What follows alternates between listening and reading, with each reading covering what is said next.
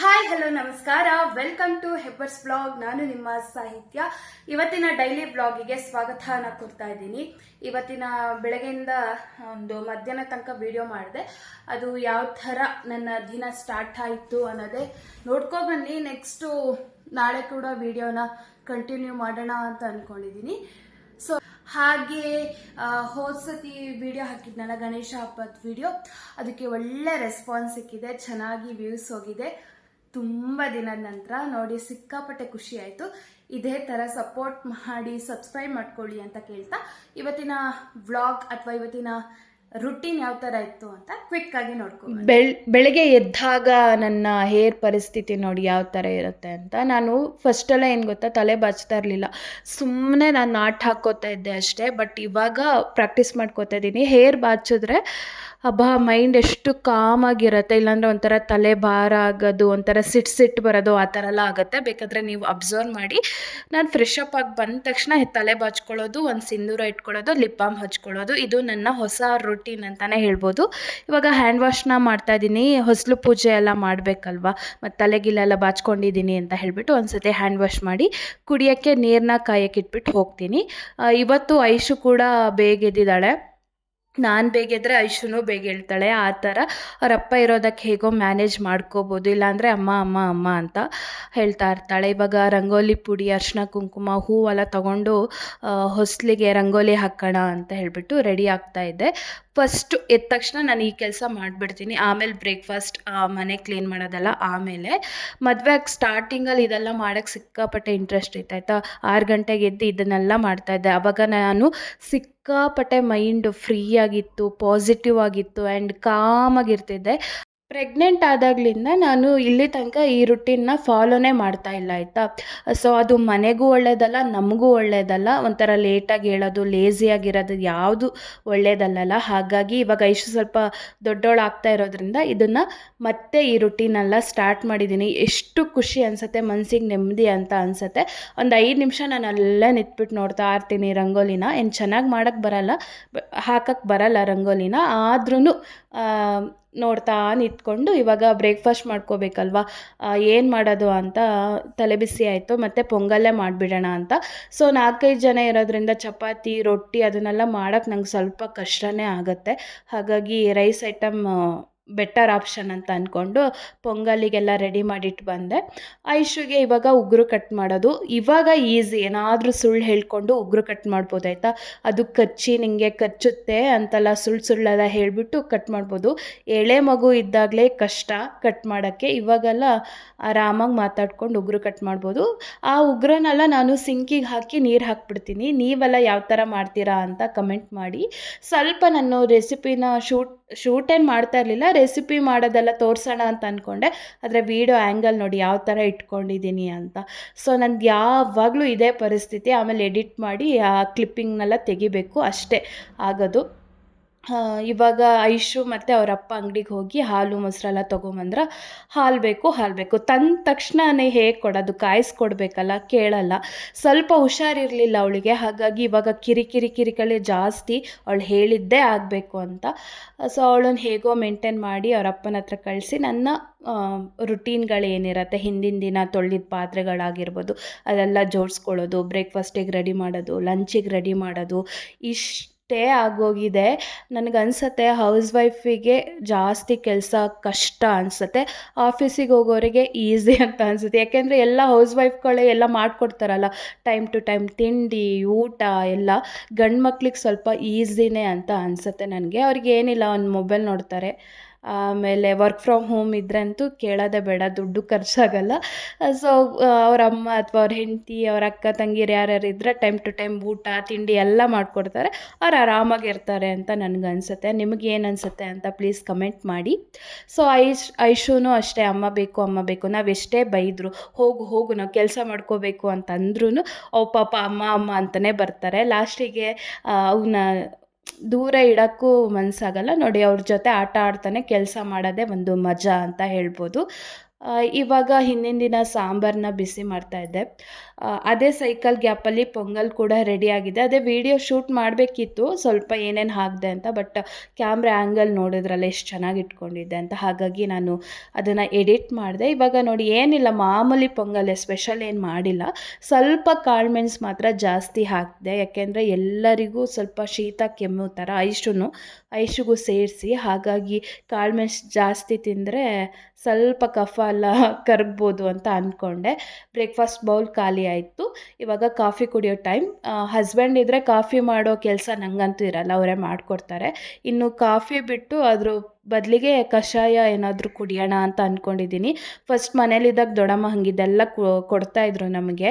ಅವ್ರ ಹತ್ರ ರೆಸಿಪಿ ಕೇಳಿ ಇನ್ನು ಕಾಫಿ ಬದಲು ಕಷಾಯ ಕುಡಿಬೇಕು ಅಂತ ಅಂದ್ಕೊಂಡಿದ್ದೀನಿ. ರಂಗೋಲಿ ಹಾಕೋಕ್ಕೆ ಅರ್ಧ ಇಷ್ಟ ಇಲ್ಲ, ಯಾಕೆ ಗೊತ್ತಾ, ಇವಳು ಹಾಗೆ ಮಂಗಾಟ ಆಡಿ ಲಾಸ್ಟಿಗೆ ರಂಗೋಲಿ ಅಳಿಸ್ಬರೋದು. ಹೇಳಿ ಹೊಸ್ಲಿಂದ ಅಳಿಸ್ತಾಳೆ, ಆದರೆ ಮೇಯ್ನ್ ರಂಗೋಲಿ ಹಾಕಿರ್ತೀನಲ್ಲ ಅದು ಅಳಿಸಲ್ಲ. ಇವಾಗ ರಂಗೋಲಿ ಅಂತೆಲ್ಲ ಹೇಳಿ ಖುಷಿ ಪಡ್ತಾಳೆ.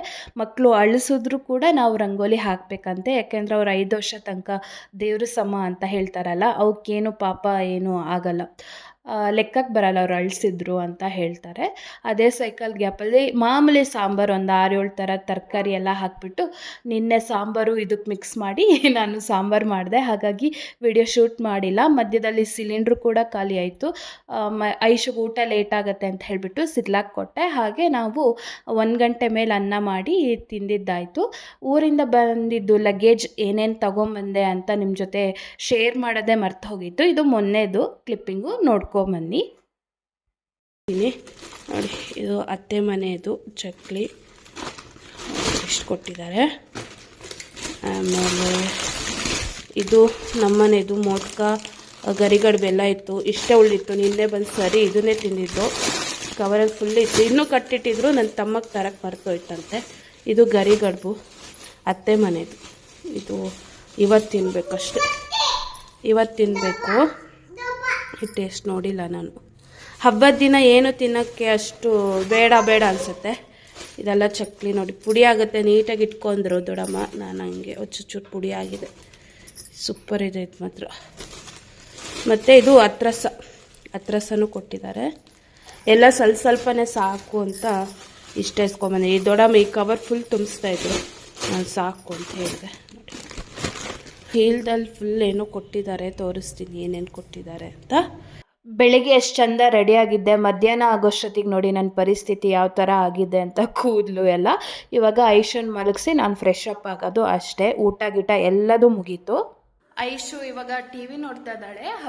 ಊರಿಂದ ಬರ್ತಾ ಏನೇನು ತಂದೆ ಅಂತ ಸ್ವಲ್ಪ ತೋರಿಸಿದ್ದೀನಿ, ಉಳಿದಿದ್ದ ಐಟಮ್ಸ್ ಏನೂ ತೋರಿಸಿಲ್ಲ. ಇವಾಗ ತೋರಿಸ್ತೀನಿ ನೋಡಿ.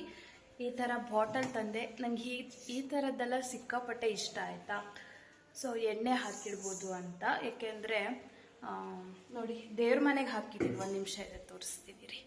ಇತ್ತು ಗ್ಲಾಸಿಂದು, ಇದು ಅರ್ಧ ಲೀಟರು. ಸೊ ಇದು 1 ಲೀಟರ್ ಹಿಡಿಯುತ್ತೆ. ದೇವ್ರ ದೀಪಕ್ಕೆ ಎಣ್ಣೆ ಹಾಕೋಕ್ಕೆಲ್ಲ ಈಸಿ. ಮತ್ತೊಂದು ಇಲ್ಲಿ ಅಡುಗೆ ಮನೆಯಲ್ಲೂ ಇಟ್ಕೋಬೋದು ಅಂತ ತೊಗೊಂಬಂದಿದ್ದೀನಿ. ಚೆನ್ನಾಗಿದೆ ಬಾಟಲ್ಲು. ಮತ್ತು ಕೋಲ್ಗೆ ಸೌಟ್ ಬೇಕು ಅಂತ ಕೇಳಿದ್ದಷ್ಟೇ ಕೊಟ್ಟಿದ್ದಾರೆ ನೋಡಿ. ಇದು ಮತ್ತು ಇದಲ್ಲ, ಇದು ವಾಶ್ ಮಾಡಬೇಕು. ಇದು ಸೆಟ್ ಕೊಟ್ಟಿದ್ದಾರೆ. ಕೋಲ್ಗೆ ಸೌಟು ತಟ್ಟೆನೇ ಇರಲಿಲ್ಲ, ಹಾಗಾಗಿ ಇಸ್ಕೊಂಬಂದೆ. ಒಂದ್ಸತಿ ವಾಶ್ ಮಾಡಬೇಕು. ನೆಕ್ಸ್ಟ್ ಬಂದರೆ ನೋಡಿ, ತುಪ್ಪ. ಸ್ವಲ್ಪ ತುಪ್ಪ ಆಲ್ರೆಡಿ ಇದೆ, ಹಾಗಾಗಿ ಇಲ್ಲಿಟ್ಟಿದ್ದೀನಿ. ನೆಕ್ಸ್ಟು ಇದು ಅತ್ತೆ ಮನೆದು ಉಪ್ಪಿನಕಾಯಿ, ಇಷ್ಟು ಕೊಟ್ಟಿದ್ದಾರೆ. ಅತ್ತೆ ಮನೆದಿದು. ಇದು ಬಂದುಬಿಟ್ಟು ದೊಡ್ಡಮ್ಮ ಕೊಟ್ಟಿದ್ದು ಲೆಮನ್ ಪಿಕ್ಕಲ್ಲು, ಇದಿಷ್ಟು ಕೊಟ್ಟಿದ್ದಾರೆ ನೋಡಿ. ಅಷ್ಟು ಬೇಗ ಅಲ್ಲಿ ಟಿ ವಿ ನೋಡ್ತಾ ಇದ್ಲು, ಅಷ್ಟು ಬೇಗ ಓಡಿ ಬಂದಿದ್ದಾಳೆ ಫ್ರಿಜ್ ಓಪನ್ ಮಾಡಿದ ತಕ್ಷಣ. ಸಾಕು ಬಿಡು. ಇಷ್ಟು ಕೊಟ್ಟಿದ್ದಾರೆ. ಹಬ್ಬದ ತಿಂಡಿ ಎಲ್ಲ ಆಲ್ರೆಡಿ ಖಾಲಿ ಆಗೋಯ್ತು. ಹುಷಾರಿರ್ಲಿಲ್ಲಲ್ಲ, ವಿಡಿಯೋ ಅಪ್ಲೋಡ್ ಮಾಡೋದು ಲೇಟ್ ಆಗ್ತಿದೆ ಹಾಗಾಗಿ. ಮತ್ತು ಒಂದು 8-10 ಸೀರೆ ಕೊಟ್ಟಿದ್ದಾರೆ ನಮ್ಮ ದೊಡ್ಡಮ್ಮ. ಹೋದ ಸತಿ ಐಶು ಬಟ್ಟೆ ನಮ್ಮ ಬಟ್ಟೆ ಎಲ್ಲ ಒಬ್ರಿಗೆ ಕೊಟ್ಟಿದ್ವಲ್ಲ, ವಿಡಿಯೋ ಮಾಡಿದ್ದೆ. ಯಾರಿಗೆ ಕೊಟ್ಟಿದ್ದೀನಿ ಅಂತ ವಿಡಿಯೋ ಮಾಡಿಲ್ಲ, ಬಟ್ ಇಲ್ಲಿ ಯಾರಿಗೂ ಕೊಡ್ತೀನಿ ಅಂತ. ಅವ್ರ ಹಬ್ಬಕ್ಕೆ ಊರಿಗೆ ಹೋಗ್ತಿದ್ದೀರಲ್ಲ ಸೀರೆ ತೊಗೊಂಬನ್ನಿ ನಿಮ್ಮಮ್ಮಂದು ಅಂದರು. ನಮ್ಮಮ್ಮ ಕೊಟ್ಟಿಲ್ಲ, ನಮ್ಮ ಅತ್ತೆ ಒಂದು ಸೀರೆ ಕೊಟ್ಟರು, ನಮ್ಮ ದೊಡ್ಡಮ್ಮ 8-10 ಸೀರೆ ಕೊಟ್ಟಿದ್ದಾರೆ. ಅಣ್ಣ ಒಂದು 8-10 ಶರ್ಟ್ ಏನೋ ಕೊಟ್ಟಿದ್ದಾರೆ, ಅದಷ್ಟು ಅವ್ರಿಗೆ ಕೊಡಬೇಕು. ಅದಕ್ಕೆ ಅದು ಅಷ್ಟು ದೊಡ್ಡ ಲಗೇಜು. ದೊಡ್ಡಮ್ಮ ಹತ್ರ ಒಂದು ಸೀರೆ ಕೊಡಿ ಅಂದರೆ ಅವ್ರು 8-10 ಕೊಟ್ಟಿದ್ದಾರೆ. ಹಾಗೆ ನಮ್ಮಮ್ಮ ಇತ್ತೀಚೆಗಷ್ಟೇ ಯಾರಿಗೂ ಕೊಟ್ಟಿದ್ರಂತೆ, ಹಂಗಾಗಿ ಕೊಡೋ ಥರ ಸೀರೆ ಯಾವುದೂ ಇಲ್ಲ ಅಂತ ಹೇಳಿದ್ಲು. ನೆಕ್ಸ್ಟ್ ಯಾವಾಗಲಾದ್ರು ಕೊಡ್ತಾಳೆ ಅಂತಂದರೆ ಇಲ್ಲ. ಇವಾಗ ವಾಕಿಂಗ್ ಅಲ್ಲ, ಐಶನ್ ಪಾರ್ಕಿಗೆ ಕರ್ಕೊಂಡು ಹೋಗಬೇಕು. ನೋಡೋಣ, ಅಲ್ಲಾದರೆ ವಿಡಿಯೋ ಮಾಡ್ತೀನಿ, ಇಲ್ಲಾಂದರೆ ಮನೆಗೆ ಬಂದು ವಿಡಿಯೋನ ಕಂಟಿನ್ಯೂ ಮಾಡ್ತೀನಿ. ಇವಾಗ ಬಂದ್ವಿ ನಾವು ಪಾರ್ಕಿಗೆ. ಸೊ ಇವತ್ತು ಫ್ರೈಡೇ ಆಗಿರೋದ್ರಿಂದ ಜಾಸ್ತಿ ಜನ ಮಕ್ಕಳೇ ಇರಲಿಲ್ಲ. ವೀಕೆಂಡ್ ಆದರೂ ಸಿಕ್ಕಾಪಟ್ಟೆ ಜನ ಮಕ್ಕಳಿರ್ತವೆ, ಆಟ ಆಡೋಕ್ಕೂ ಜಾಗ ಸಿಗಲ್ಲ ಆ ಥರ. ಇಲ್ಲಿ ಈ ಗ್ರೌಂಡಲ್ಲಿ ಏನಿದೆ, ನಾವಂತೂ ಬರೋಕ್ಕೆ ಸಾಧ್ಯನೇ ಇಲ್ಲ. ಗಂಡು ಮಕ್ಳು ಇರ್ತಾರಲ್ಲ, ಒಂದು ಹೈಸ್ಕೂಲು PUC ಆ ಥರ ಮಕ್ಕಳೆಲ್ಲ ಬಾಸ್ಕೆಟ್ಬಾಲ್ ಆಟ ಆಡ್ತಾ ಇರ್ತಾರೆ. ಐಶನ್ ಕರ್ಕೊಂಡಂತೂ ಇಲ್ಲಿ ಆಟ ಆಡೋಕ್ಕಾಗೋದೇ ಇಲ್ಲ, ಅಂದರೆ ಸಣ್ಣ ಮಕ್ಕಳಿಗೆ, ಯಾಕೆಂದರೆ ಅವ್ರು ಆಟ ಆಡೋದ್ರಲ್ಲೇ ಬ್ಯುಸಿ ಇರ್ತಾರೆ. ಬಾಲ್ ಬಿದ್ದರೂ ಕೈಕಾಲು ತಾಗಿದ್ರು ಅವ್ರಿಗೆ ಗೊತ್ತಾಗಲ್ಲ. ಹಾಗಾಗಿ ಇವತ್ತು ಇಲ್ಲೆಲ್ಲ ಕಡೆ ಚೆನ್ನಾಗಿ ಅವ್ರ ಅಪ್ಪ ಮಗಳು ಆಟ ಆಡ್ಕೊಂಡು ಇವಾಗ ನನ್ನನ್ನು ಕರಿಯಕ್ಕೆ ಬರ್ತಾ ಇದ್ದಾಳೆ. ಅಮ್ಮ ಬಾ ಹೋಗೋಣ, ಸಾಕು ಆಟ ಆಡಿದ್ದು ಅಂಥೇಳಿ ನನ್ನನ್ನು ಕರಿಯೋಕ್ಕೆ ನನ್ನನ್ನು ಹುಡ್ಕೊಂಡು ಬರ್ತಾಯಿದ್ಲು. ನಾನು ಸುಮ್ಮನೆ ಕೂತ್ಕೊಂಡು ನೋಡ್ತಾ ಇರೋದು, ಇಲ್ಲ ಒಂದೊಂದು ಸತಿ ಆಟ ಆಡಿಸ್ತೀನಿ ಅಷ್ಟೇ. ಒಂದು ಅರ್ಧ ಗಂಟೆ ಆಟಾಡಿ ಇಲ್ಲೇ ಒಂದು ಎಳ್ನೀರು ಅಂಗಡಿ ಇದೆ ಆಯಿತಾ, ನಾವೇನು ಹೇಳಲ್ಲ, ಸೀದಾ ಪಾರ್ಕ್ ದಾಟಿದ ತಕ್ಷಣ ಎಳ್ನೀರು ಅಂಗಡಿ. ಅವ್ರ ಹತ್ರ ಹೋಗ್ಬಿಟ್ಟು ಕೇಳ್ತಾಳೆ ಎಳ್ನೀರು ಕೊಡಿ ಅಂತ. ಅವರು ನಮಗೆ ಫ್ರೆಂಡಾಗಿ ಹೋಗಿದ್ದಾರೆ ಇವಾಗ. ದೊಡ್ಡಮ್ಮ ಎಲ್ಲ ಹೊಸ ಸೀರೆನೇ ಚೆನ್ನಾಗಿರೋದೇ ಕೊಟ್ಟಿದ್ರು. ಹಾಗಾಗಿ ನಾನು ಏನು ಮಾಡಿದೆ ಗೊತ್ತಾ, ಒಂದು 4-5 ಸೀರೆ ನಾನೇ ಇಟ್ಕೊಂಡಿದ್ದೀನಿ. ಇದೆಲ್ಲ ಕೊಡೋಕ್ಕೆ ಹೇಳಿದ್ದು, ಬೇಕಾದರೆ ನೆಕ್ಸ್ಟ್ ಶೇರ್ ಮಾಡ್ತೀನಿ. ನಂಗೆ ಆಸೆಯಾಗಿ ನಾನೇ ಇಟ್ಕೊಂಡೆ. ನೆಕ್ಸ್ಟು ವೀಡಿಯೋನ ಕಂಟಿನ್ಯೂ ಮಾಡೋಕ್ಕಾಗಲಿಲ್ಲ ಅವತ್ತಿನ ದಿನ, ಶುಕ್ರವಾರದ ದಿನ. ಹಾಗಾಗಿ ಈ ವಿಡಿಯೋನ ಇಲ್ಲಿಗೆ ಮುಗಿಸೋಣ ಅಂತ ಅಂದ್ಕೊಂಡೆ. ನಿಮಗೆ ಈ ವಿಡಿಯೋ ಇಷ್ಟ ಆದರೆ ಪ್ಲೀಸ್ ಲೈಕ್, ಶೇರ್ ಮಾಡಿ, ಕಮೆಂಟ್ ಮಾಡಿ, ಸಬ್ಸ್ಕ್ರೈಬ್ ಮಾಡ್ಕೊಳ್ಳಿ, ನನ್ನ ಚಾನಲ್ಗೆ ಸಪೋರ್ಟ್ ಮಾಡಿ ಅಂತ ಕೇಳ್ತಾ ನಾನು ಮುಂದಿನ ವ್ಲಾಗಲ್ಲಿ ಸಿಗ್ತೀನಿ. ಅಲ್ಲಿ ತನಕ ಎಲ್ಲರಿಗೂ ನಮಸ್ಕಾರ. ಬಾಯ್ ಬಾಯ್.